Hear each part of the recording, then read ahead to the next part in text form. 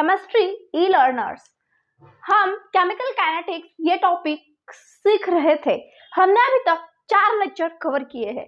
हमने पहले लेक्चर में इंट्रोडक्शन किया था कि हम केमिकल काइनेटिक्स किसे कहते हैं। हम केमिकल काइनेटिक्स इसे कहते हैं the branch of the physical chemistry that deals with the study of the effect, study of the reaction, its mechanism and which factors are affecting on them. This is called as chemical kinetics. उसके बाद हमने rate of reaction ये पढ़ा था। हमने अब तक जो कुछ भी पढ़ा है आज हम उसकी प्रॉब्लम प्रैक्टिस करने वाली है। Because in the physical chemistry बच्चों को कंसेप्ट तो समझ में आते हैं, लेकिन जब वो प्रॉब्लम्स छुड़ाने बैठते हैं तो वहाँ बहुत ज़्यादा गड़बड़ हो जाती है और प्रॉब्लम्स ही एक तरह का प्रॉब्लम लगने लगता है। इसीलिए हम आज केमिकल काइनेटिक्स के प्रॉब्लम्स करने वाले हैं। सो फर्स्ट ऑफ ऑल हमने किस किस फैक्टर्स की बात की थी वो भी एक बार मैं आपको हाथों हाथ रिवाइज करा देती हूँ। फर्स्ट फैक्टर हमने फैक्टर पढ़ा था वो था नेचर ऑफ द रिएक्टेंट। अगर मैं बात करूँ नेचर ऑफ द रिएक्टेंट की तो उसमें आयोनिक रिएक्शंस थे।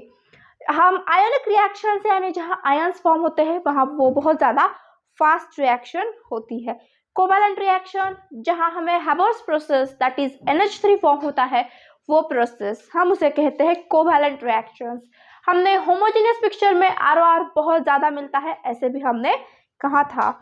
और जब हम कहते हैं कि ROR हम डायरेक्टली प्रोपोर्शनल होता है कि प्रोडक्ट की स्टेबिलिटी पर। ये वाला पॉइंट बहुत ज़्यादा इंपॉर्टेंट है, मैं आपको एक बार ये रिवाइज करा देती हूँ। CH3COOH it gives CH3COO minus plus H plus. इस तरह से इसने डिसोसिएट किया है। क्या किया है इसने? डिसोसिएट किया है। And in that example also HCOO minus plus H plus ये भी डिसोसिएट ही हुआ है। लेकिन अब यहाँ इस दोनों में कौन स्टेबल है? दिस वन और दिस वन। अगर मैं बात करूं तो कुछ बच्चे कहेंगे ये स्टेबल है और कुछ कहेंगे ये स्टेबल है, but most correct answer is the ये वाला स्टेबल प्रोडक्ट है। क्यों ये स्टेबल प्रोडक्ट है? क्योंकि जब CH3COOH और CH3COO इस प्रकार से डिसोसिएट होता है तो हमने जब inductive effect in the lecture number may be 8 और 9 in the basics of organic chemistry में हमने इंडक्टिव इफेक्ट बहुत अच्छे से कवर किया था और हमने वहाँ प्लस आय और minus I that is electron donating group and electron withdrawing group का इंडक्टिव इफेक्ट चेक किया था। और जब हमने इलेक्ट्रॉन डोनेटिंग का इंडक्टिव इफेक्ट देखा था तो CH3 ये एक डोनेटिंग ग्रुप है। CH3 कौन सा ग्रुप है? डोनेटिंग ग्रुप है। और ये डिसोसिएंट के COO ये माइनस चार्ज है और जहाँ पर ज़्यादा माइनस चार्ज होता है वहाँ इलेक्ट्रॉन ज़्यादा होता है और इलेक्ट्रॉन ज़्यादा होने की वजह से वहाँ अनस्टेबल होता है। तो यहाँ इलेक्ट्रॉन निकालने की वजह इलेक्ट्रॉन को और दिए जा रहे हैं, इसीलिए ये अनस्टेबल बनता जा रहा है और ये स्टेबल बन रहा है क्योंकि यहाँ माइनस चार्ज है। लेने वाला कोई नहीं है लेकिन यहाँ देने वाला भी कोई नहीं है। यहाँ देने वाला भी कोई नहीं है लेकिन यहाँ देने वाला है, that is the CH3 group. This is the donating group, इसलिए second is the most stable and that's why ROR of second is greater than ROR of first. इस तरह से उसके बाद सेकंड था फिजिकल स्टेट। हमने गैसियस में बहुत ज्यादा ROR होता है ऐसे पढ़ा था। क्यों गैसियस में बहुत ज्यादा ROR होता है? क्योंकि गैसियस में कोलिजन होने की संभावनाएं ज्यादा होती है और कोलिजन बहुत मात्रा में गैसेस में ही देखा जाता है as comparison to in solids. उसके बाद सरफेस एरिया। मैंने आपको सरफेस एरिया के लिए गुड का एग्जांपल दिया था। अगर हम एक बहुत बड़ा पीस गुड़ का लेंगे तो वो मेल्ट होने में टाइम लगेगा, लेकिन हम उसी गुड़ को अच्छे से बारीक पीसेस में कट करके लेंगे तो वो बहुत जल्दी मेल्ट हो जाएगा। ये हमने लिया था सरफेस एरिया का। उसके बाद मैं बात करूं intensity of light. In the intensity of light जब हमने बात की थी तो मैंने फ्री रेडिकल रिएक्शन आपको HCl कैसे फॉर्म होता है उसका रिएक्शन समझाया था। It gives the 2 molecule of the HCl in the presence of the HNew। it is the energy of the photon. HNew is the energy of the photon. What is it? It is the energy of the photon. In that वे हमने ये सब कुछ देखा था। और जैसे जैसे energy of photon बढ़ेगा वैसे वैसे ही उसका जो कुछ भी रेट ऑफ रिएक्शन है वो फास्ट होता चला जाएगा। उसके बाद हमने कैटालिस्ट के बारे में देखा था। कैटालिस्ट का फंक्शन क्या है? कैटालिस्ट की मैं बात करूं तो ये कैटालिस्ट एक्टिवेशन एनर्जी को डिक्रीज करता है। एक्टिवेशन एनर्जी को क्या करता है? डिक्रीज करता है। एक्टिवेशन एनर्जी को डिक्रीज करता है और यह सिर्फ और सिर्फ रेट ऑफ रिएक्शन को इंक्रीज करता है। ये ना ही ये रिएक्टेंट में पार्टिसिपेट करता है और ना ही इसका कोई और रोल है। यह सिर्फ और सिर्फ क्या इंक्रीज करता है? रेट को इंक्रीज करता है। हम उसे कहते हैं कैटालिस्ट। उसके बाद हमने कुछ टेम्परेचर वगैरह हमने नहीं देखा क्योंकि हमें टेम्परेचर का अलग ही एक टॉपिक है इस टॉपिक में, that is the Arrhenius equation. जब हम पढ़ेंगे तो हम इसे पूरा टेम्परेचर के बारे में डिटेल से स्टडी कर लेंगे। इसके बाद हमने एक नया टॉपिक शुरू किया था, वो था rate law and order of the reaction. मैं अगर बात करूं तो हम रेट लॉ कैसे निकाल सकते हैं? रेट लॉ माने dependence of the concentration of the specific species. ये स्पेसिफिक स्पीसीज का कंसंट्रेशन क्या है, हम उसी हिसाब से रेट लॉ निकालते हैं। रेट लॉ निकालने का एक ही तरीका है और वो है थ्रू एंड ओनली एक्सपेरिमेंट्स। हम ओनली एंड ओनली सिर्फ और सिर्फ हम एक्सपेरिमेंट से ही रेट लॉ निकाल सकते हैं। उसके बाद एक साइंटिस्ट आए थे, गुलबर्ग एंड द वेगे। उन्होंने जो कुछ भी कोएफिशिएंट था as a power x and y उन्होंने लिख दिया था एज अ कोएफिशिएंट, बट उन्होंने ये रियलाइज नहीं किया था कि ये ईच एंड एवरी रिएक्शन पर नहीं अप्लाई होगा। लेकिन ये जो कोएफिशिएंट वाला गेम था वो फेल हो गया क्योंकि Guldberg and Waage principle is applied only to the only simple reactions. In that way ये सब कुछ था और हमने रेट लॉ और ऑर्डर ऑफ रिएक्शन के लिए हमने एक इक्वेशन भी देखा था। हम इसे इस तरह से रिप्रेजेंट करते थे।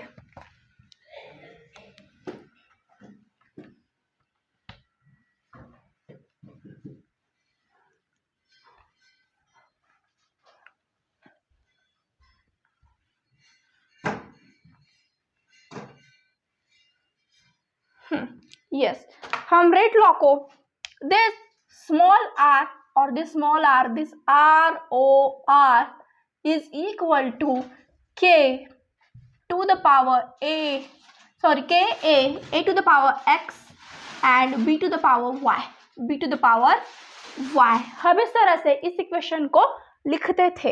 अगर मैं बात करूं व्हाट इज द के, दिस के is the rate constant, specific rate constant. This is also velocity constant उसके बाद this A is the concentration of A. This is the concentration of B. X, order of reaction with respect to A. Y, order of reaction with respect to B. This is the all terms. और हमें जब total order of reaction और overall order of reaction निकालनी होगी, overall order of reaction जब हमें निकालनी होगी तब हम x plus y is equal to n इस फॉर्मेट से निकालेंगे। इस तरह से ये सब कुछ था रेट लॉ का इक्वेशन। हमने कल के लेक्चर में ये भी देखा था कि हम इस k को स्पेसिफिक रेट कांस्टेंट क्यों कहते हैं। मैं अगर a and b, a is equal to b is equal to 1 unity रख दूं, a is equal to b is equal to 1 unity के बराबर रख दूं, तो this r is equal to k। It means जब हम स्पेसिफिक वैल्यू को अच्छे से पुट करेंगे तो अब हमें इसे स्पेसिफिक ही अलग अलग, मैंने सपोज यहाँ 1 2 और इसकी पावर कुछ लगा दी 1 एंड 2, तो हमें उसका रेट कुछ अलग मिलेगा। यानी कि स्पेसिफिक माने स्पेसिफिक ही है, इसलिए हम उसे क्या कहते हैं, स्पेसिफिक रेट कांस्टेंट के नाम से ही हम इसे जानते हैं। यह सब कुछ थी रिविजन। अब हम आज के लेक्चर में एक previous year problem, that is जो भी नीट या फिर AIPMT अलग अलग एग्जाम्स में जो भी हम कुछ MCQs आए हैं, जो भी कुछ क्वेश्चंस आएंगे, आज वो हम यहाँ सॉल्व करने वाले हैं। अगर मैं बात करूं यूनिट की, बहुत ही important, what is the unit of the k? What is the unit of the k? हम के की यूनिट कैसे लिख सकते हैं? के हम क्या लिखेंगे? ROR divided by A to the power X and B to the power Y. What is the unit of the rate of the reaction? What is the unit? हम पहले वो यूनिट लिखेंगे, moles per liter and second inverse. Mole per liter and per second inverse divided by, what is this? A. It means हमें यहाँ जब भी हम K की बात करेंगे तो यहाँ एक कॉन्सेंट्रेशन टर्म्स है, और कॉन्सेंट्रेशन हमें मोल पर लीटर इसी तरह से to the power n. What is the meaning of the n? X plus y is the n. दोनों भी कंसेंट्रेशन है, और कंसेंट्रेशन की unit moles per litre n लिख ली है मैंने। और जब मैं इसे अच्छे फॉर्म में लिखूंगी तो moles per litre 1 minus n and second inverse. This is the unit of the K. This is the unit of the K. Mole per liter 1 minus n and second inverse. In that way, this is the unit of the K. Then हमने कल कुछ 3 से 4 problem कल के lecture में भी किए थे।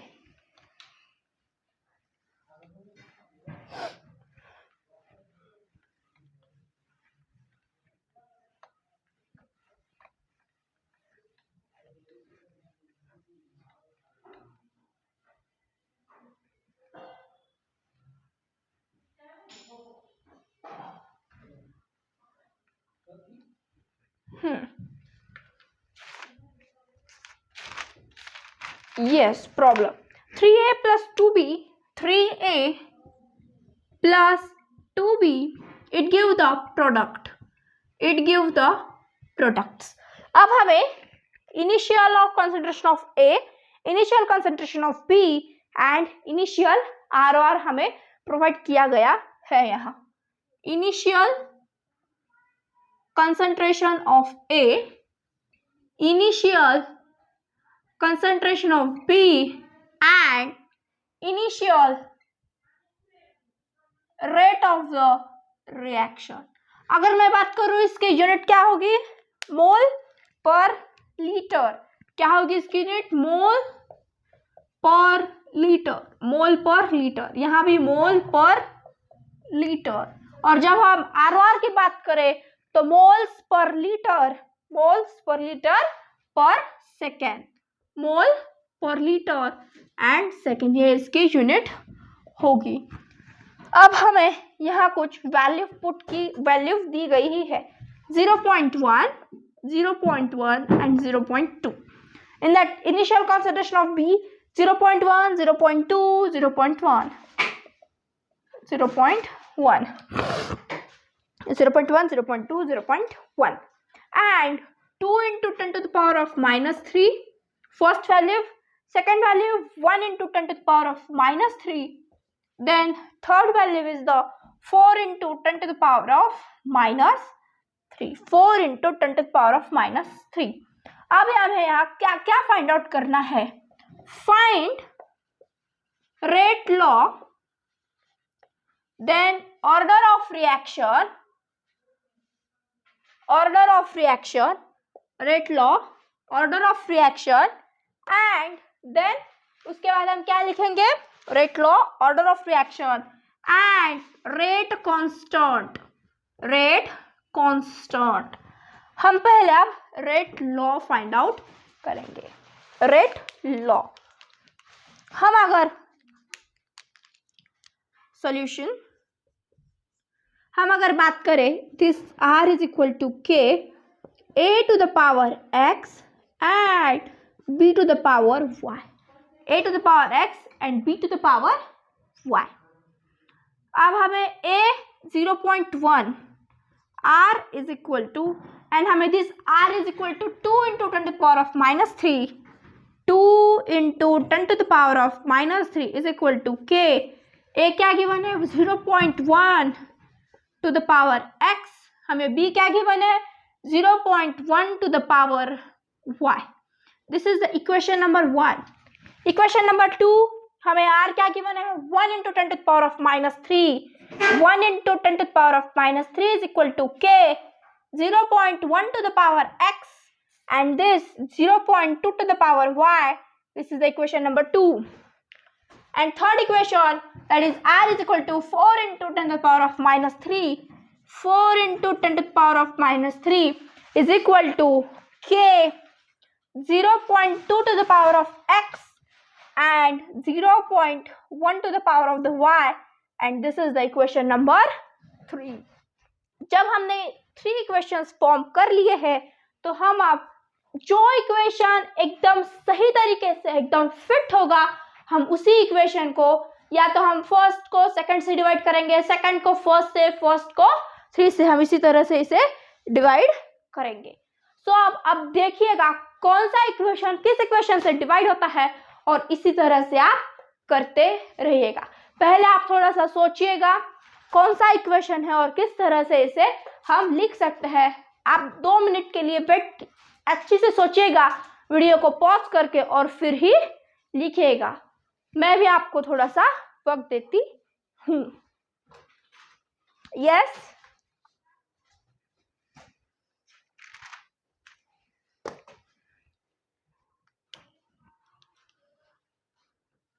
यस, हम पहले हम अगली प्रोसेस करेंगे. आई होप आपने लिख लिया होगा. 2 into 10 to the power of minus 3 divided by 1 into 10 to the power of minus 3 is equal to k. 0.1 to the power x and 0.1 to the power y divided by k. 0.1 to the power x and 0.2 to the power y.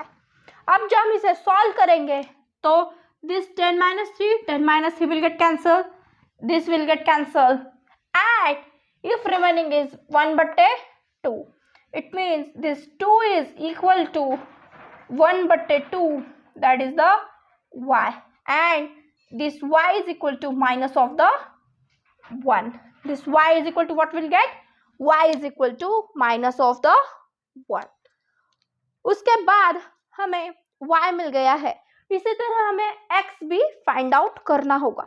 हमने क्या किया? This 2 means हमने 1/2 equation किया था. हमने यहाँ क्या किया था? 1 डिवाइडेड बाय 2. 1 डिवाइडेड बाय 2 हमने यहाँ किया था. अब अगला इक्वेशन भी हमें इस प्रकार ही तैयार करना है जो हमें कैलकुलेशन के लिए बहुत ज़्यादा इजी हो. अगर हम ऐसा कौन सा इक्वेशन ले जो कि हमें बहुत ज़्यादा इजी हो सकता है. अगर हम 3 डिवाइडेड बाय 1 ले तो 3 डिवाइडेड बाय 1 ले तो 3 divided by 1. Yes, 4 into 10 to the power of minus 3. 4 into 10 to the power of minus 3 divided by 2 into 10 to the power of minus 3.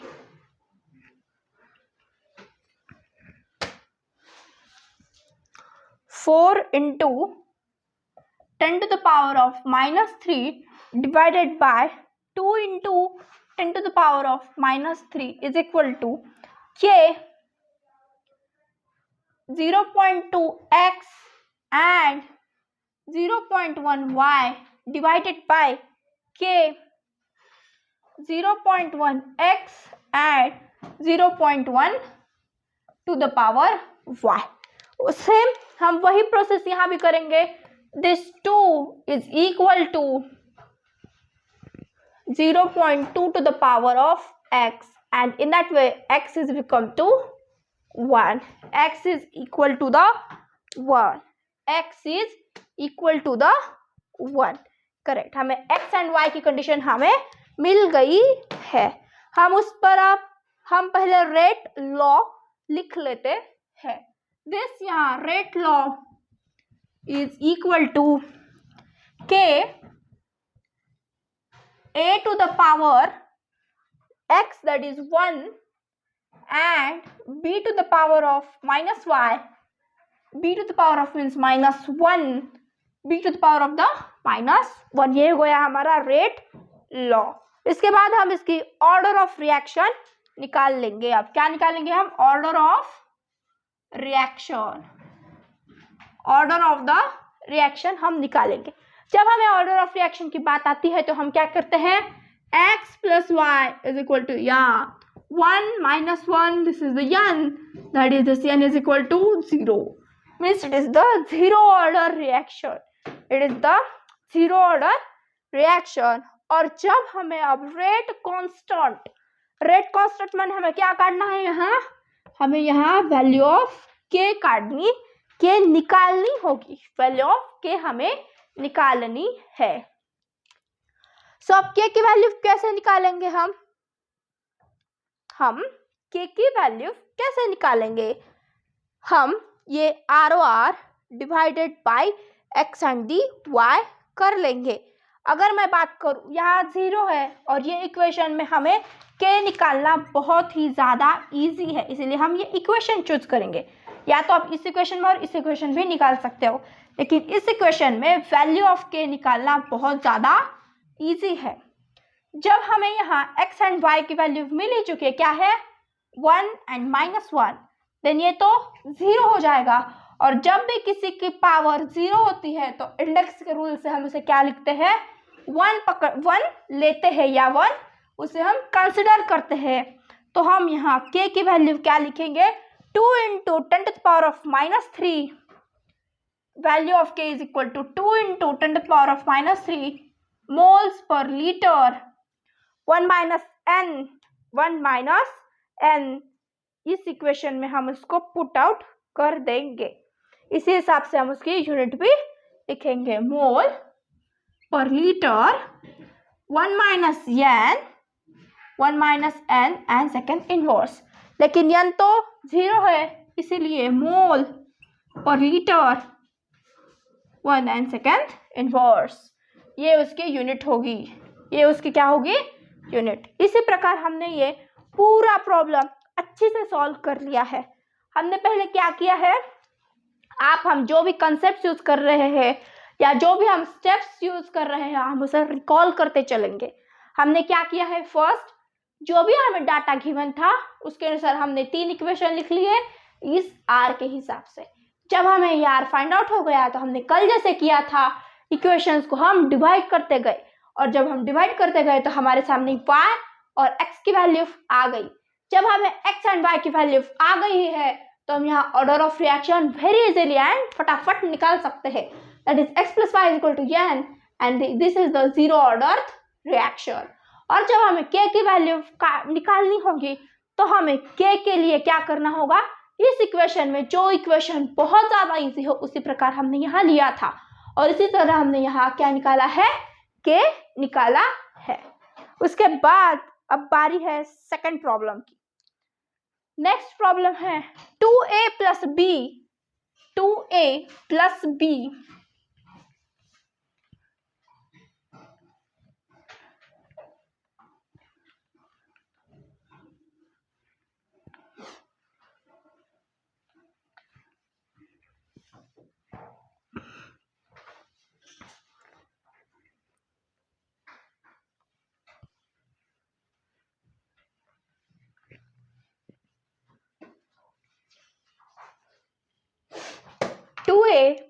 b, it gives the product, same हमें अभी की तरह ही values दी गई है। Initial concentration of A, initial concentration of. This is the problem for the homework. ये आप homework करेगा ताकि आपकी भी अच्छी तरह से प्रैक्टिस हो सकेगी। आई होप आपको एक क्वेश्चन स्क्रीन पर अच्छे से क्लियरली दिख रहा होगा। यस, दिख रहा है ना? यस, श्योरली आपको स्क्रीन पे ये क्वेश्चन बहुत अच्छे से दिख ही रहा होगा। चाहे तो आप इसका स्क्रीनशॉट ले लीजिएगा और इसे सॉल्व करके इसके कमेंट बॉक्स में जरूर आंसर्स दीजिएगा। यस यस, अब हम बात कर रहे थे कि जो भी हमने पिछले सालों में जो भी क्वेश्चन आए हम उसे टैकल करेंगे आज और हम उसे सॉल्व करने की कोशिश करेंगे। So let's start it.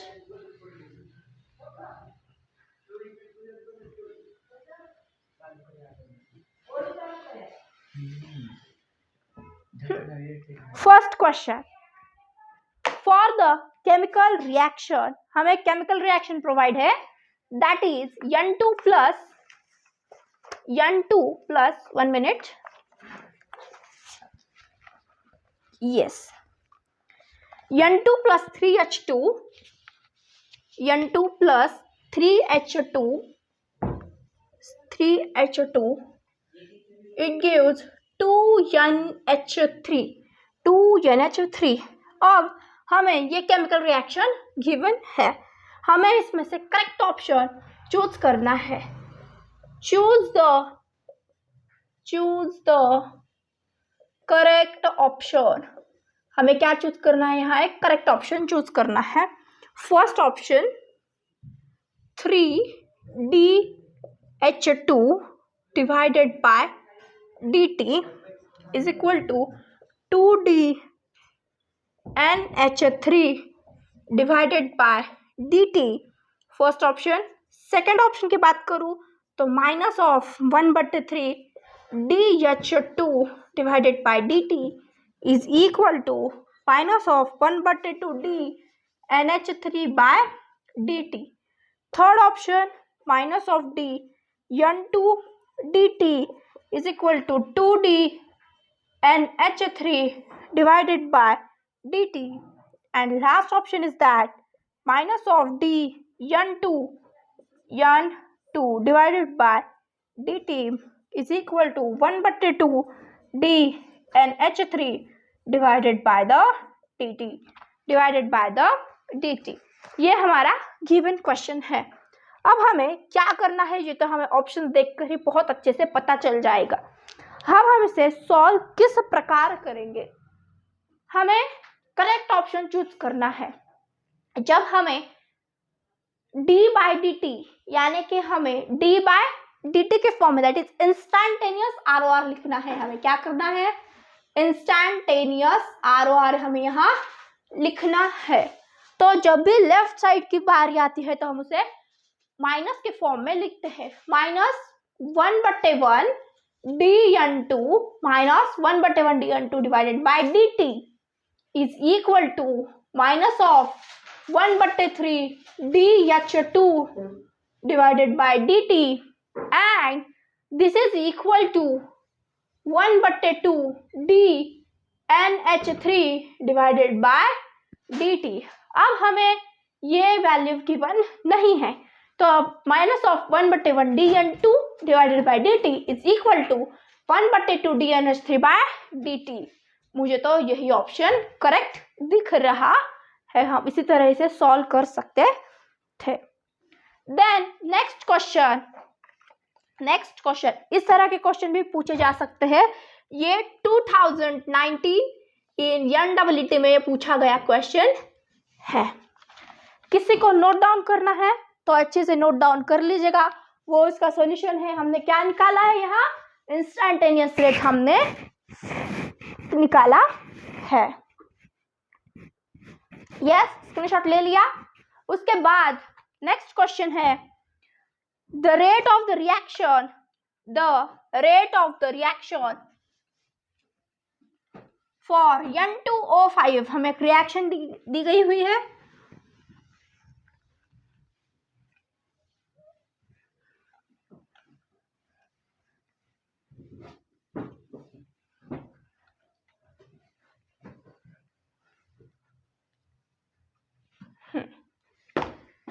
N2O5 it gives 4NO2 plus O2, 4NO2 plus O2. It can be written in the 3 ways. ये 3 भाग में लिखा हुआ है.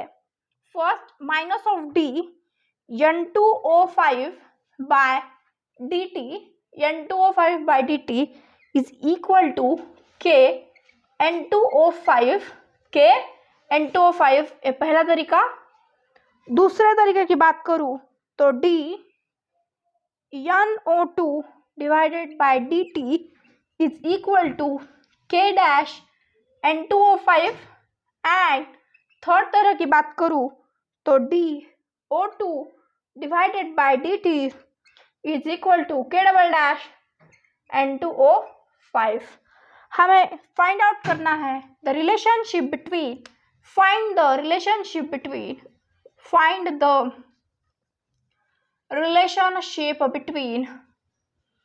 relationship between K and K dash and between K and K double dash, K and K dash and K and the K double dash. हमें क्या करना है, इसकी हमें रिलेशनशिप निकालना है. ट्राई कीजिएगा खुद से, फिर मैं तो आपको सॉल्यूशन दूंगी ही. यस, ट्राई करना, अच्छे से ट्राई करना खुद से.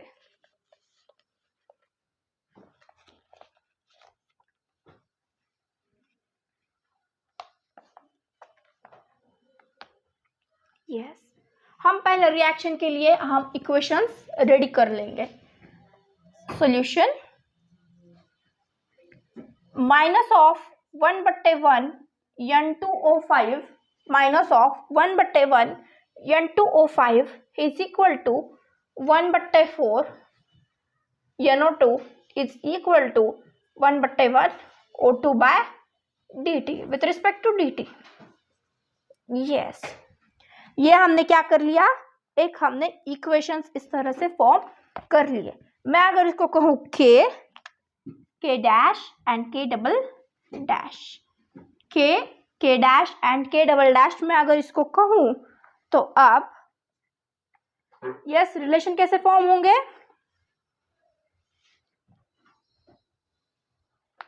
ओह सॉरी, यहाँ 2N2O5 है. रिएक्शन में जो क्वेश्चन गिवन था ना, यहाँ 2N2O5 गिवन है, तो 1/2 N2O5 बाय dt.